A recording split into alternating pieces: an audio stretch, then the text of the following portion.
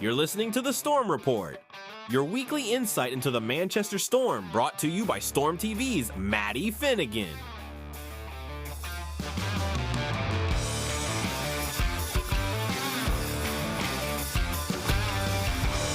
Hello, hockey fans. Welcome back to the Storm Report. This is episode 20, the season finale, if you will, of your exclusive and official podcast here with the Manchester Storm. At the time of recording, the dust has just about settled from the season, and we're already looking ahead and looking forward to what's to come next season. And when we're looking forward to next season, there's only one man that you want to hear from, and it's not me. It's your Manchester Storm's owner and General Manager Ryan Finnerty.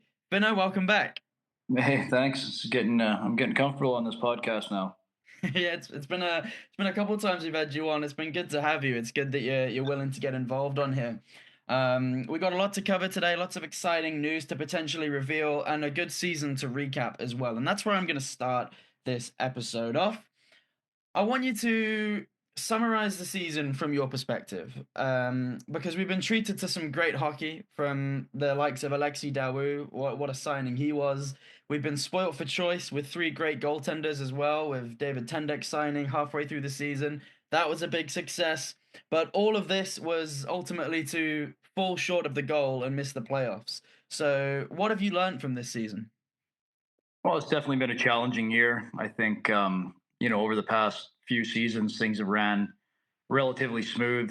Obviously, it didn't work out with Flags, and the first time we went out to the market since we took over in 17, really, and it just, a lot of lessons learned, and these things don't work out. I used to coach and seen a lot of great coaches come and go over the years, and sometimes it's not a good match for whatever reason. And so we had to go through some stuff this year. I think I think the most disappointing thing is there's years where you're just not good enough, and no matter what you do, how many things you change, you just don't have the horses at the end of the day to get you across the line. And I think that's probably the most disappointing part for us this year, to finish outside of the playoffs. And the playoffs used to be our goal. It no longer is. We feel like we're a club that can challenge further up the table, and we have done that in the past. But going back, I just think when you got a team like that, the fans saw how good they can be, and then on the flip side, just how poor we could be, and found a lot of ways to lose games. It's a tough one. It's a tough one because we felt like we recruited a good team. We felt like we had the guys in the room to not only make playoffs, but challenge further up the table than we even really got to. So, and you can look back and obviously it's it kind of starts and ends with me, and we got to look at what we did. And I'm a big believer in obviously taking a step back. You can get pretty emotional when in the heat of things, and it was a battle. I mean, Mike did an incredible job getting us back into the fight, to fall 2 points short. And it's just it's frustrating because, like I said, we felt we had the group in there, for whatever reason. Nobody in the world has that answer why it doesn't click for a team from the NHL down, and you got to take a step back and assess, and not just focus on the negatives, but find the positives and find stuff that we did do well, and tweak it. And then that goes for the management side as well, and what we got to listen to our fans, and there obviously is upset than we are, and we got to look at the stuff we did well, and drastically improve the stuff that we didn't do well. So let's dive a little bit more into that then. Off the back of what you would say is a disappointing season, finishing outside of the playoffs, what does the club and what do yourself and your team need to do to ensure that there's a more competitive team out there on the ice next season? Well, I think when you have a season like this one, it starts with your exit interviews, and we had some really good meets. Mike had some really good meetings with the guys, some really good feedback, some honest feedback. It's a time to self-reflect for everybody, and I think we certainly believe we have some guys that we want to retain and we want to keep. Naturally, there's some guys that'll retire, some guys that'll decide to move back to North America. And that just happens wherever you are, and wherever you finish. So we'll have a fresh look next season. we do have, we got some guys on 2-year deals like Ulett and Heinem, and so we got some guys coming back, and we've obviously got some conversations to be had with other players, and then we got to look at the market, and that's kind of where my focus has been this week is the market now is starting to open up. A lot of European leagues are done, or teams that didn't make playoffs are looking. So it's a pretty competitive one out there. It kind of starts pretty early, a lot earlier than it used to, and we want to make sure that Manchester's a destination that guys want to go. We don't believe we are a ninth place, 10th place team. We feel like our franchise is valuable now. I think players get treated well here. They want to come and play here.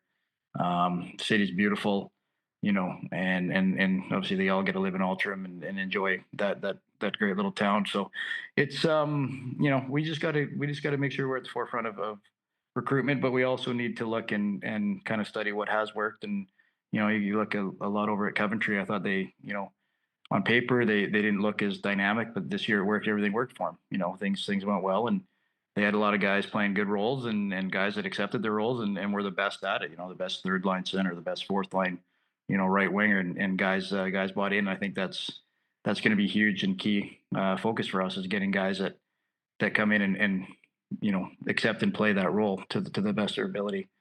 And that's going to be a big part, I think, for us, is finding the right pieces. Obviously, we have to be strategic in what we do. We do spend pretty good money now. We're no longer the bottom feeders of waiting for everything. We our fans have continued to come through the door. Crowds continue to grow, and that continues to show on the ice. We're allowed to allows us to go after better players or even more players. Like last year we had 18 imports. So we're not afraid to go after somebody if we feel he's the right fit. So it's an exciting time. It gets busy for us, and and the players kind of unwind. We kind of ramp up on the other side. I'll ask you one final question about the season that's just gone, because one of the biggest pieces of news towards the end of the season was the announced retirement of the team's captain, Cam Critchlow. You mentioned retirement in your last answer there, and I kind of want to get a message from you as owner, as general manager, as friend to Cam Critchlow. How much has he meant over the years to this Manchester team and to yourself? Yeah, I think anytime you get an import player who spends that much time in one spot, and Cam, especially with a British passport holder, Cam was never short of offers or moves to move even within the league. He never he was always dedicated to us. He never opened himself up to the market. He never wanted to break the bank. He was a team first guy.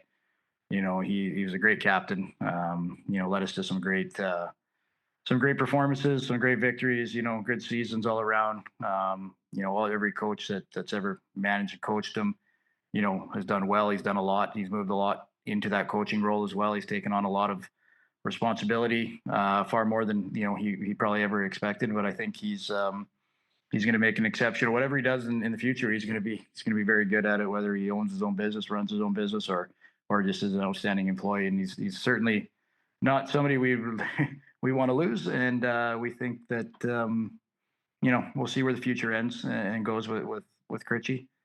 He loves his time in Manchester. But there's a lot of communication, a lot of talks going on where this is going to end up. But he's definitely, one of the players that this organization franchise will remember for a long time. And, like same with like a Dallas Earhart, who's been here for a long time as well. Like, it's rare that you see guys play that long in Europe on one team. You see our fans get to see a lot of guys come, they fall in love, and then they go, or you're lucky if you get them back for a second year.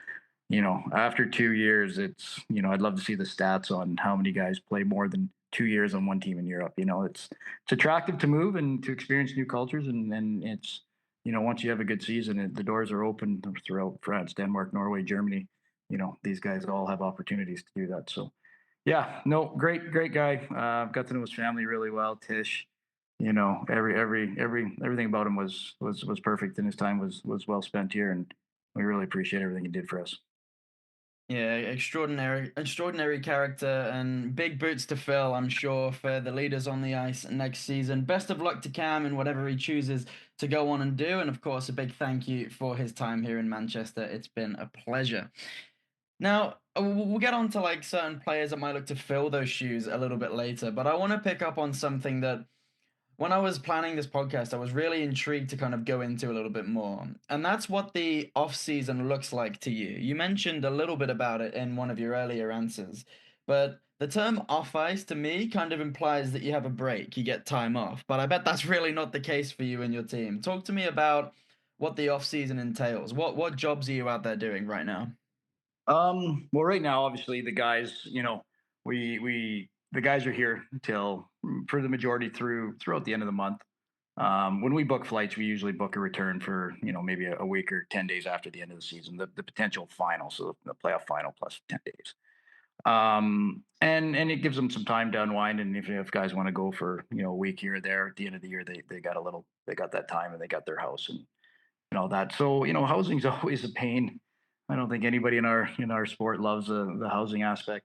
I wish we could own 20 homes and never have to deal with rentals and and move outs and move ins and all that kind of fun jazz stuff. So that's a little bit right now, just kind of sorting all that out with the guys and then making sure they got everything they need to get home and yeah, that sort of takes care of itself in a sense. The guys are pretty good about managing themselves and making sure they're doing everything they need to do there. But and then for me, obviously the recruitment side and the business side, we're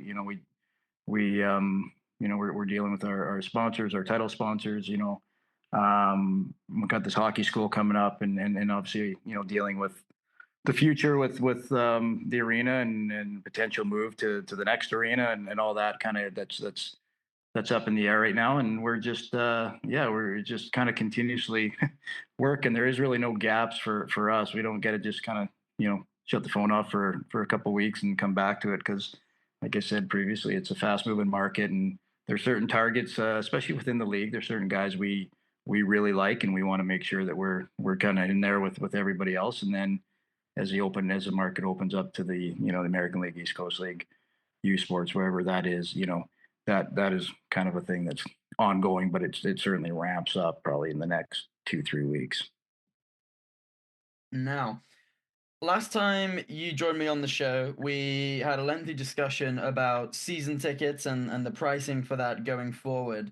And this is something for the people listening at home. The season ticket renewal deadline is the 30th of April, which means that is your last chance. If you like the seats that you were in this season, it's your last chance to keep them for next season.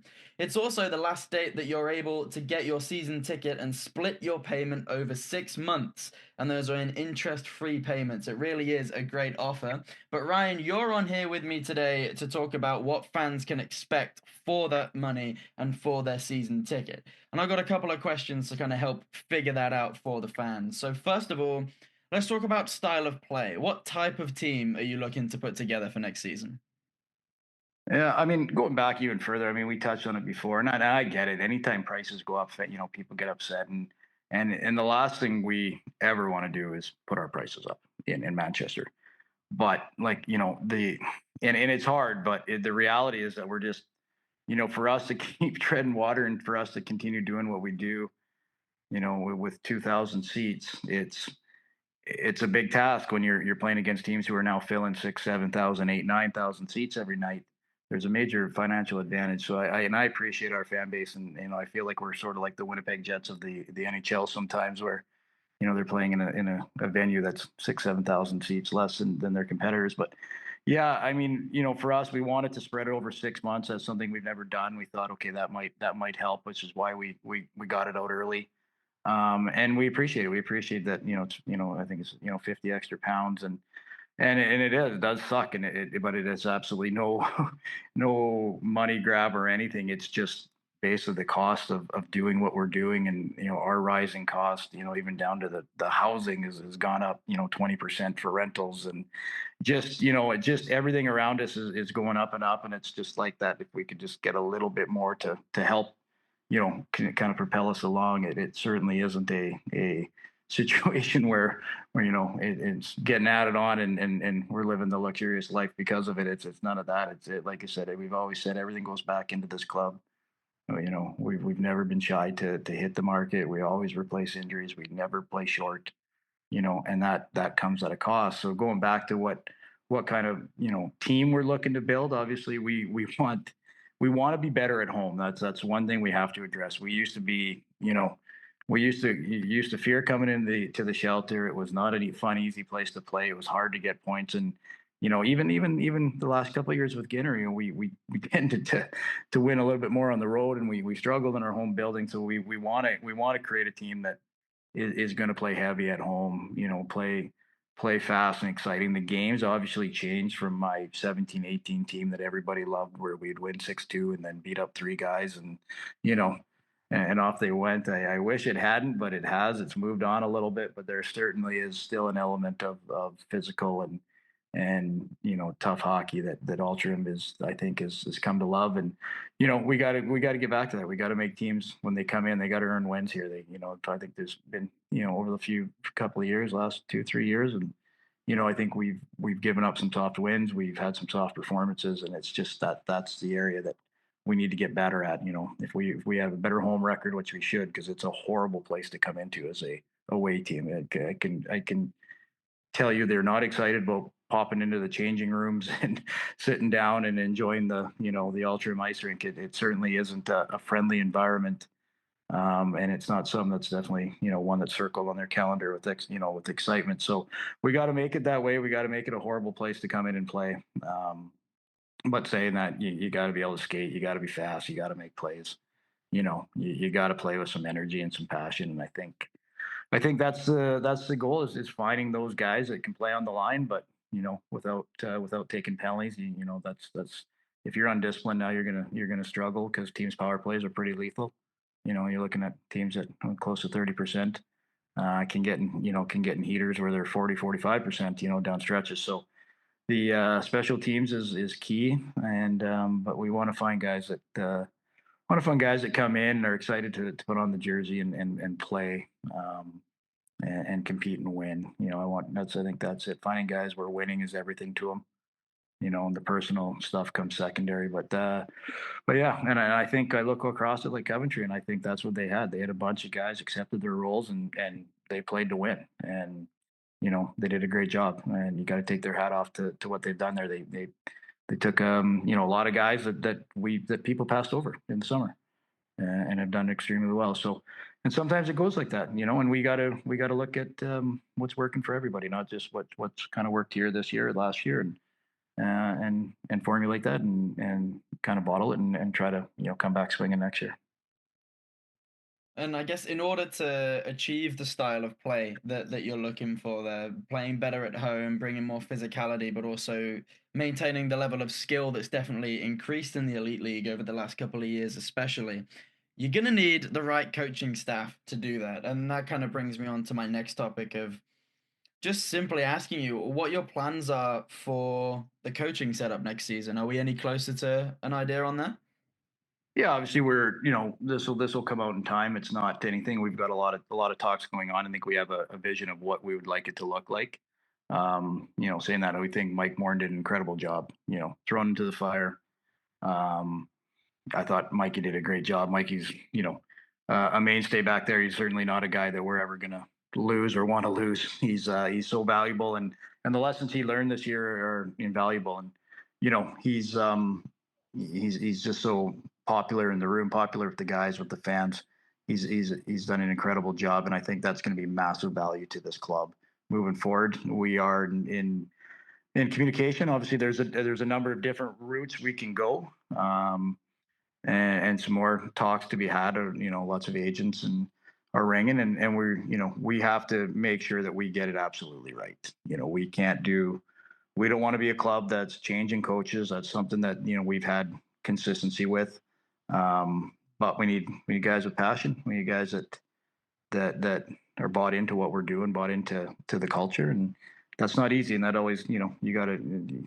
Sometimes you don't find that, on an email. So we're yeah, we've got an idea of a vision, kind of how we see it, how we'd like to shape it, and we've got a lot of, we're probably not going to be in a position to really announce it for a little bit. Certainly not this side of playoff final weekend, but we're hoping things fall into place, and it is, top of our priority. It's been the top of our priority for a long time.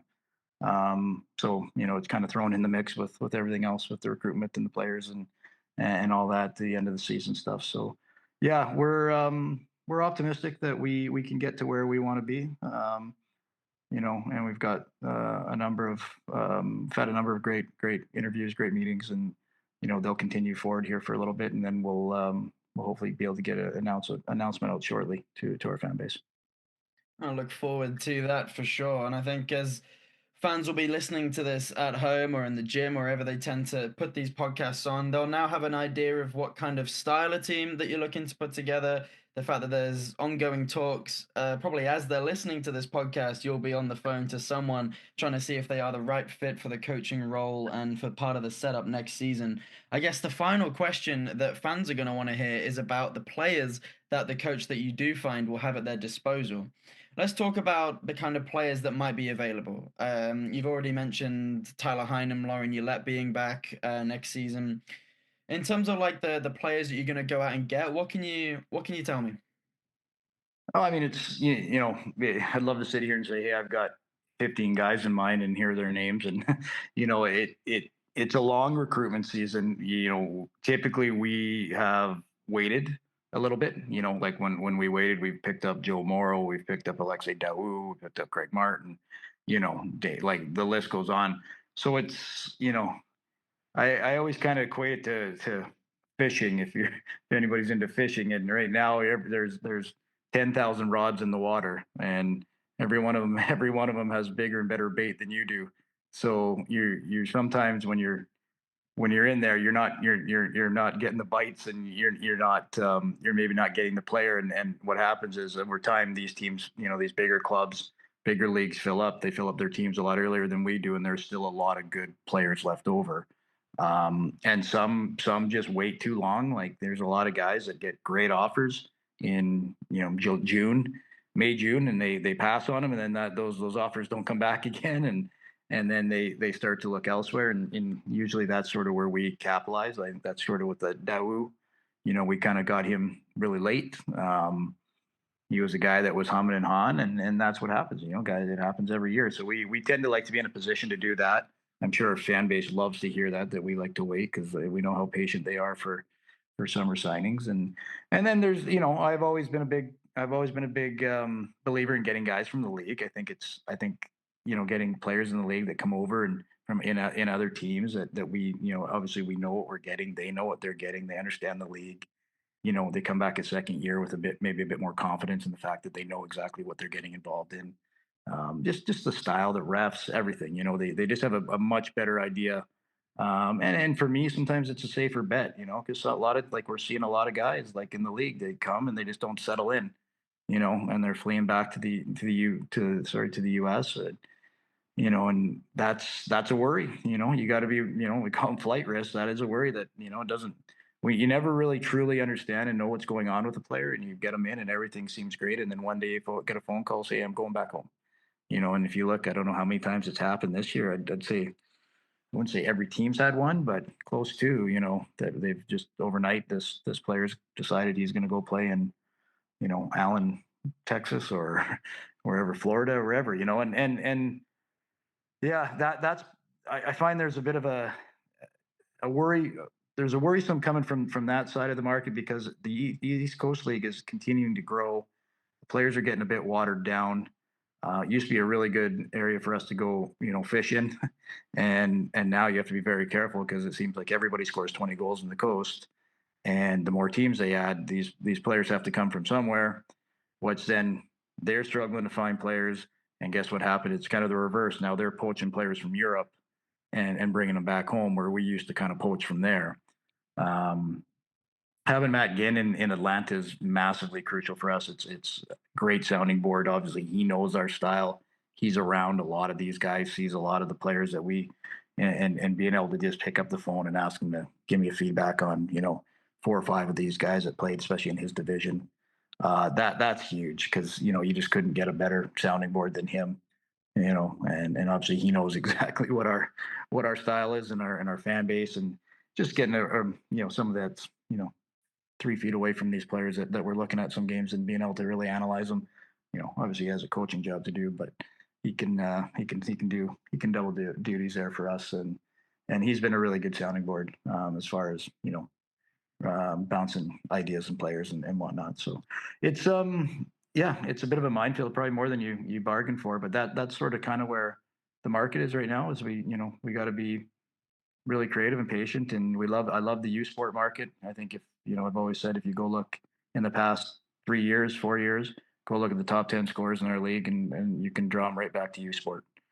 From Balmus to I'm bad with names. The kid in Fife there, La Jeunesse, to Tyler Hynum, to God, you have to go back and look, but the number of names that I think a lot of our fan base would be surprised that they came from U Sport. They may have gone and played some American League or East Coast League or whatever, but they originated in U Sport, and we saw that Trois Rivières team that came over. Some talent on that team. So, and those are usually good character kids. So we love that market. The higher end of that, the elite teams in that market, I think, are fantastic for us. So it's it's a minefield out there, and there's thousands of players, and trying to narrow it down to 8 or 9 that you think will fit in and have the character, and as much research as you can do, we'll be able to settle into the UK. It's a lot of luck. I would be lying to you if I said you when it's good, you kind of count and say, I got lucky this year, and sometimes you get lucky, sometimes you don't. But yeah, that's I guess like kind of a brain dump of how it works and on this side. And then as we said, we working with Mikey closely every day. Having really good communication with him and talking, and I feel like now with Mike and his experience, he sees a lot more.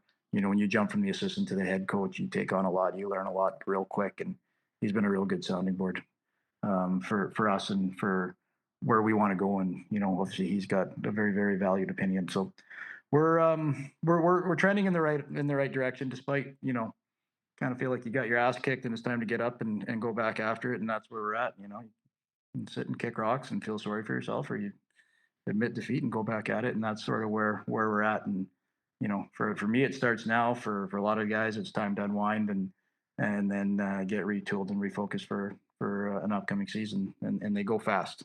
Summer goes fast. So yeah.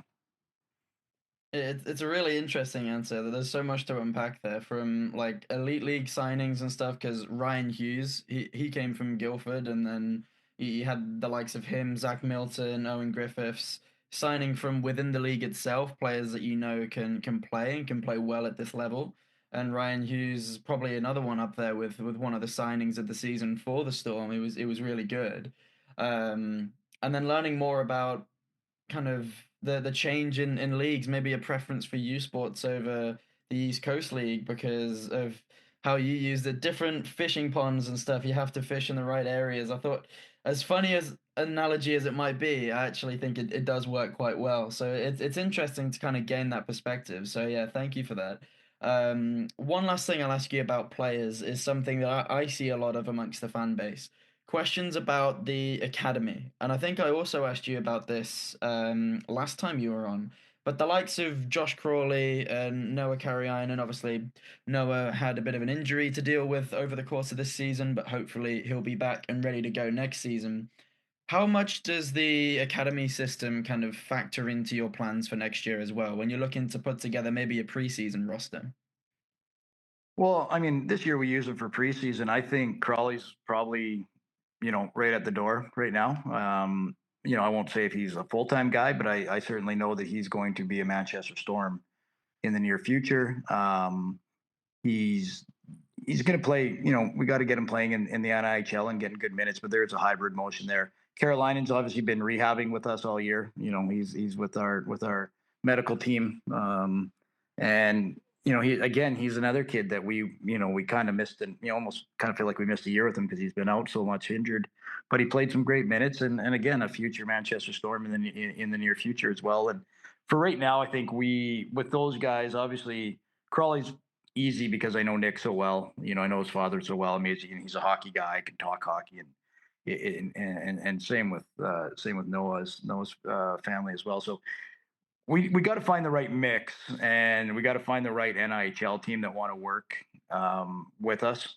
And we certainly want to control that. We don't ever want to be in a position where we have to ask to bring a player up.